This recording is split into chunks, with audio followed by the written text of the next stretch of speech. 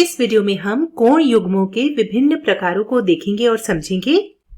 सबसे पहले आसन्न कोणों की बात करते हैं। आइए पहले आसन्न कोणों का एक युग्म बना लेते हैं।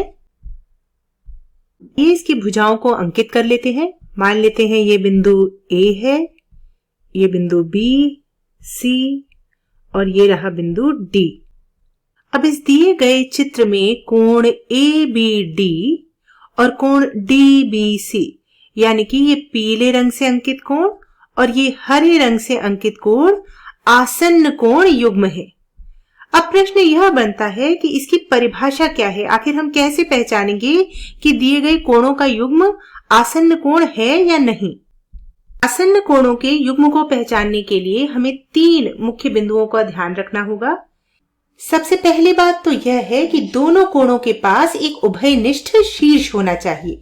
यहाँ पर कोण ABD और कोण DBC के पास उभयनिष्ठ शीर्ष B है।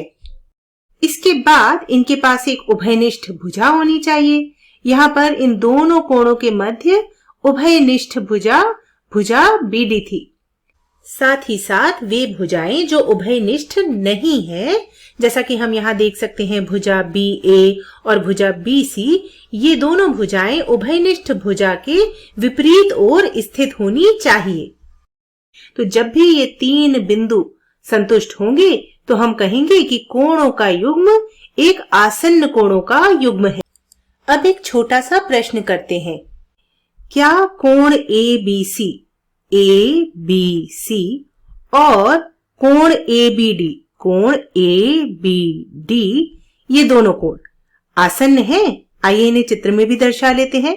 ये रहा कोण ABC हरे रंग से अंकित किया हुआ और ये रहा कोण ABD नीले रंग से अंकित किया हुआ।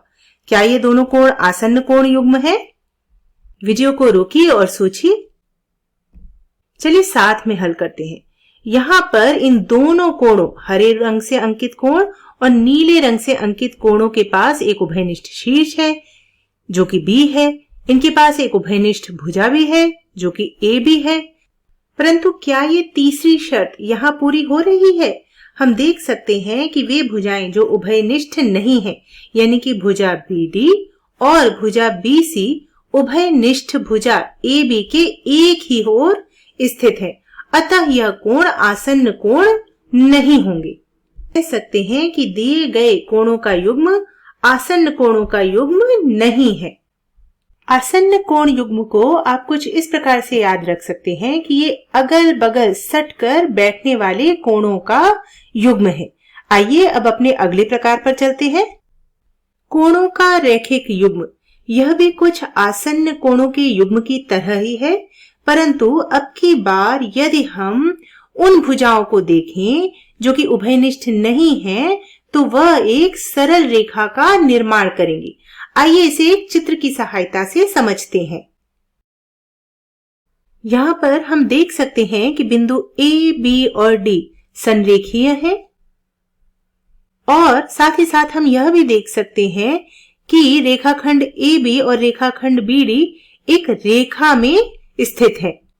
इस स्थिति में हम कहेंगे कि कोण ABC और कोण CBD एक रैखिक युग्म का निर्माण कर रहे हैं।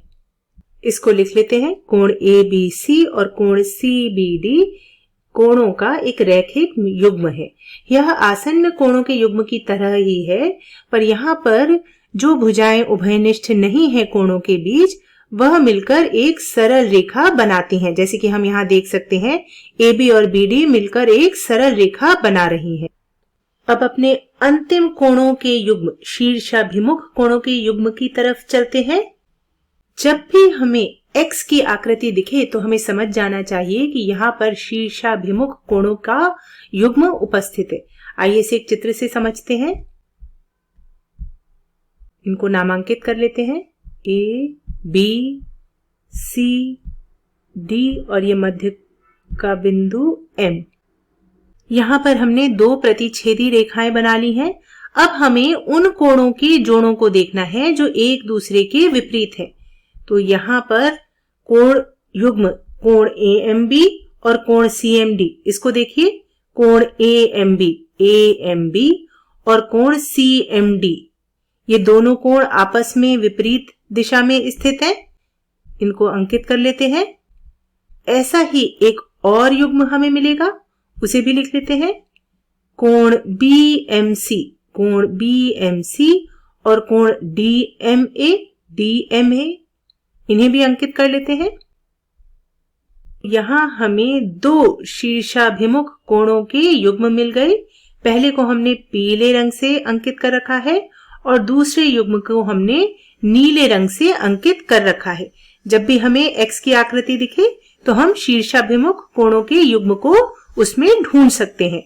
शीर्षाभिमुख कोणों के युग्म को आप किसी चौराहे पर देख सकते हैं। यहाँ हम आपको प्रेरित करेंगे कि अपने आसपास देखिए और अन्य कोणों के युग्म को ढूंढने का प्रयास करिए।